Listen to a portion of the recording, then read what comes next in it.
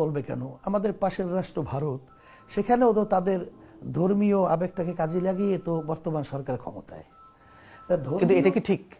ধর্মীয় ব্যাপারটা তো আবেগ থাকবেই, যারা এই ধর্ম মানবে, কিন্তু এই আবেগটাকে কাজে লাগানো কাজে লাগানোর তো কোনো বিষয় না। এটা তো বাস্তবতা হলো, আপনি মুসলমান, ইসলামের প্রতি আপনার দুর্বলতা থাকবেই। আপনি হিন্দু, হিন্দু তাদের ধর্মের ব্যাপারে তাদের দুর্বলতা থাকবেই। খ্রিস্টান তাদের ধর্মের ব্যাপারে দুর্বলতা থাকবেই। এটা বাস্তবতা।